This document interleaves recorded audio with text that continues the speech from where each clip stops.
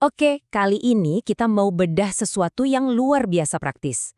Sebuah panduan hidup yang datang dari hadis ke-9 dalam koleksi Imam Nawawi. Ini adalah sebuah prinsip sederhana yang bisa mengubah total cara kita memandang aturan dalam hidup. Pernah nggak sih ngerasa kayak, aduh banyak banget aturannya. Di zaman sekarang ini rasanya kita sering kewalahan ya dengan semua tugas, kewajiban, dan peraturan. Kayak ada daftar panjang yang nggak ada habisnya tentang apa yang harus dan nggak boleh kita lakukan.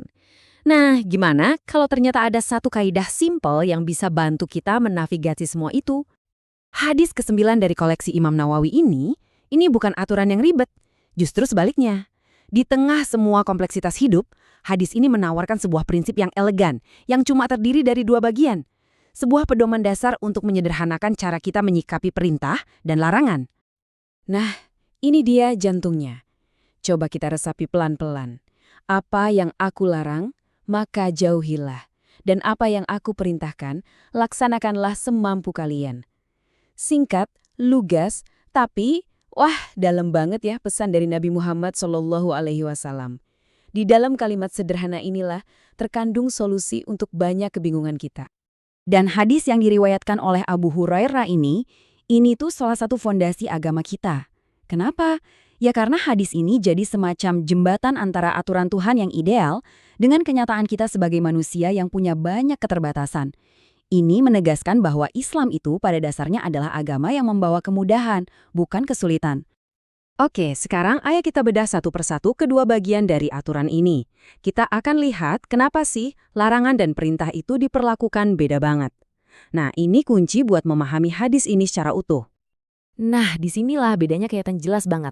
Kalau larangan, itu sifatnya mutlak, nggak ada tawar-menawar. Tapi kalau perintah, itu bersyarat, tergantung sama kemampuan kita. Coba deh pikirin, untuk meninggalkan sesuatu, itu seringkali kita cuma butuh menahan diri. Tapi untuk melakukan sesuatu, kita butuh usaha, tenaga, bahkan mungkin biaya. Inilah inti dari prinsip kemudahan, atau taisir. Coba deh kita lihat pilihan katanya. Kata Arab untuk jauhilah di sini itu ijtinab. Ini bukan cuma sekedar, jangan lakuin itu ya. Tapi lebih dalam lagi, ini perintah proaktif untuk menjaga jarak, untuk menjauhi pemicu-pemicu yang bisa menjerumuskan kita. Prinsip yang sama persis kita temukan dalam Al-Quran saat membahas larangan homer, judi, dan zina. Jadi, jelas ya bedanya. Konsep nahi atau larangan itu hukumnya mutlak. Logikanya gimana? Ya pada dasarnya kan semua orang punya kapasitas buat nggak ngelakuin sesuatu, misalnya nggak minum khamr.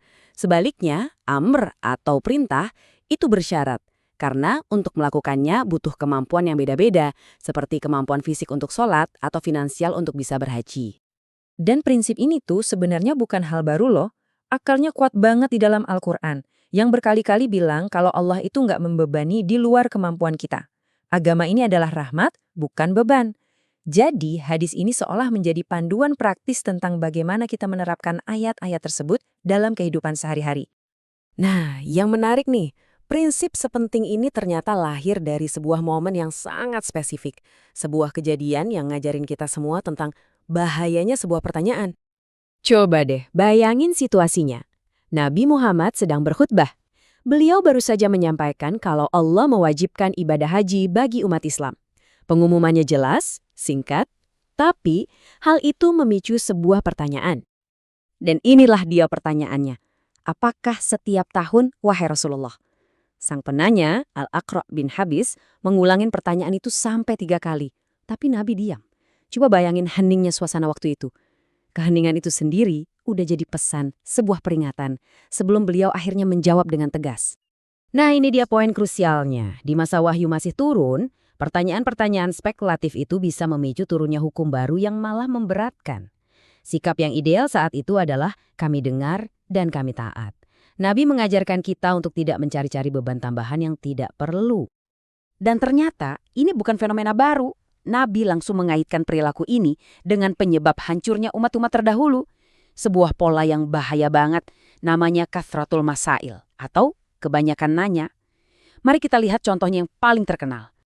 Kisah Bani Israel ini contoh yang paling pas. Perintah awalnya kan simpel banget. Sembelihlah seekor sapi. Udah, mereka bisa pilih sapi mana aja. Tapi, karena mereka enggan dan terus-terusan nanya yang gak perlu, Mereka justru mempersulit diri mereka sendiri.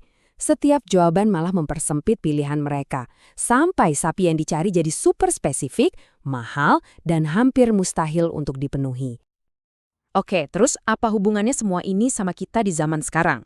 Nah, ayo kita lihat gimana prinsip yang usianya udah 1400 tahun ini ternyata jadi alat yang relevan banget buat kehidupan modern.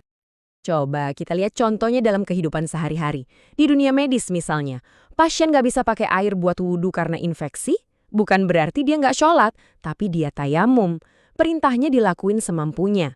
Dalam keuangan, larangan riba itu mutlak, titik harus dijauhi total. Tapi kewajiban zakat itu baru berlaku kalau kita udah mencapai batas kemampuan finansial tertentu.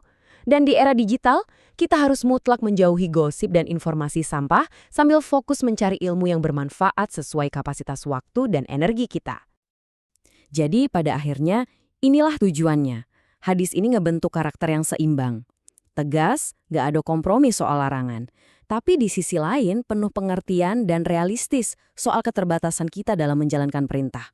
Sebuah keseimbangan yang indah antara idealisme dalam prinsip dan realisme dalam pelaksanaannya.